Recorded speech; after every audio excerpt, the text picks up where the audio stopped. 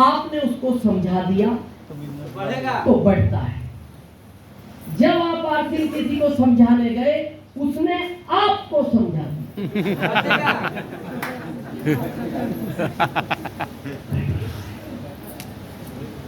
और यही आपके साथ हो रहा है। और वो क्यों समझा रहा है? क्योंकि आप इसका नॉलेज लेना पसंद नहीं करते।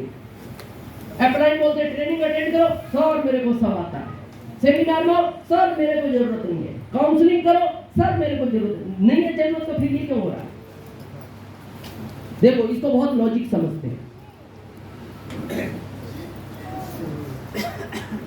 ये हेल्थ कार्ड है। ज्यादातर आप किसी घर में एंट्री इसी से लेते हैं। ये सबसे रामबाण प्रोडक्ट है आपका।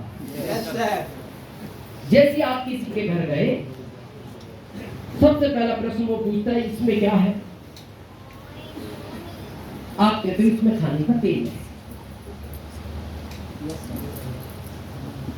फिर उसका पहला प्रश्न कितने का है? आप कहते हो 162 का 1 लीटर है।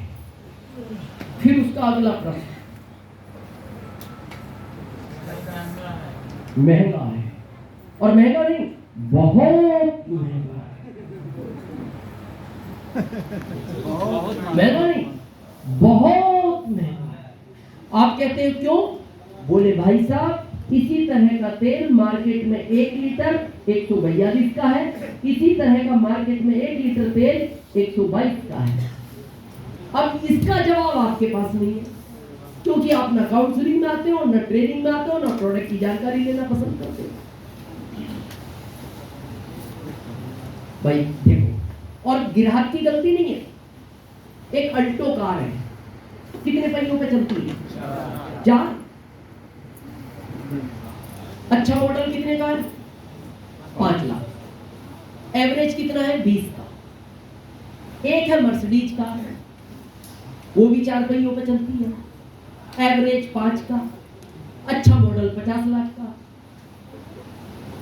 जितने अल्टो के 5 टायर आते हैं, मर्सिडीज का 1 आता है। अब इनमें अच्छी कौन सी है? क्षमता के अनुसार फिर ली क्यों नहीं? बहुत हाँ, बस वही ग्राहक का कहना।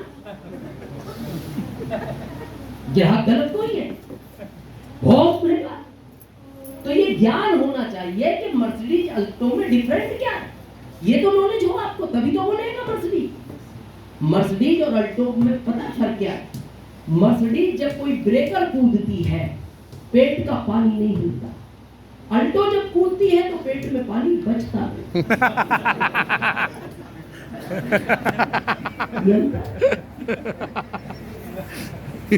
तो ये पता होना चाहिए ना आपको कि इसमें क्या कंटेंट है, इसमें क्या कंटेंट है, इसमें कितना ओरिजिनल है, इसमें कितना ओरिजिनल है। अब आपको पता नहीं, जैसे सामने वाला ग्राहक बोलता है बहुत महंगा है, तो आपका पता है कॉमन उत्तर क्या होता है? महंगा है तो है यार, हम भी क्या करें, महंगा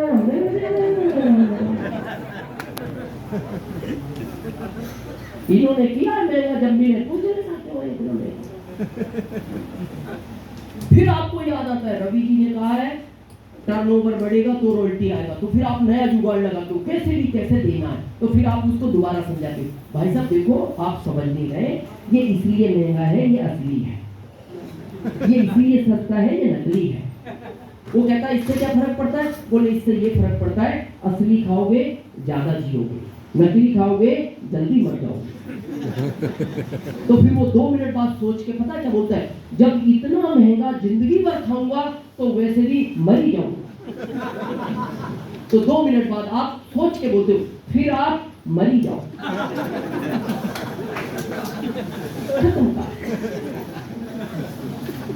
यही तो होगा।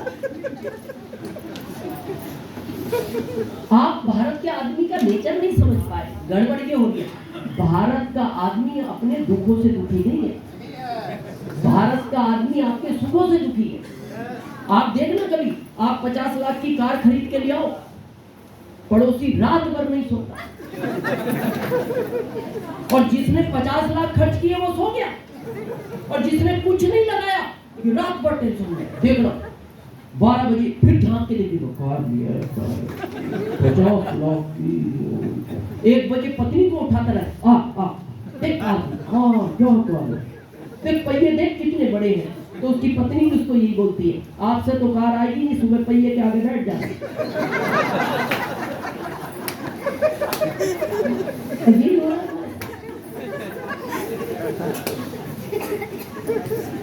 देखो भारत के आदमी का नेचर है, वो दूसरों को सफल देखना नहीं चाहता और खुद प्रयास नहीं करता। भारत के आदमी की सोच पता है ऐसी ज्यादातर, मेरी दीवार गिरे तो गिरे, पड़ोसी की बकरी करनी चाहिए।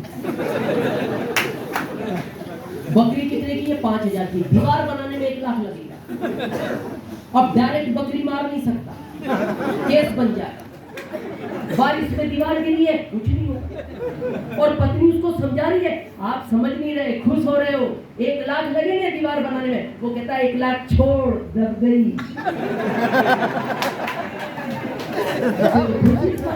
दब गई। और ये याद के साथ और सीखो, ये सिस्टम 20 साल पुराना नहीं था कि खाली कपड़े आते थे पहन लो कहानी खत्म। आपको इनकी नॉलेज लेनी पड़ेगी, लोगों को समझाना पड़ेगा। अभी रवि जी कह रहे थे ना, टूल्स इनका सहारा लो, क्योंकि डायरेक्ट न्यूट्रिशन समझाओगे कोई नहीं समझेगा, वो बुक समझाएगी तो उसको समझ में आएगा, क्योंकि वो बहुत सारे साइंटिस्टों ने उस पर रिसर्च करके दिखाया। क्लियर है यहाँ तक?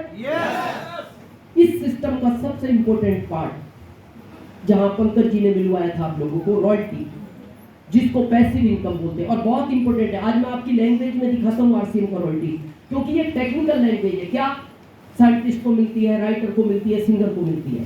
आज समझो थोड़ा आरसीएम का रॉयल्टी। एक होती है एक्टिव इनकम, एक होती है पैसिव इनकम। एक्टिव का मतलब है धन,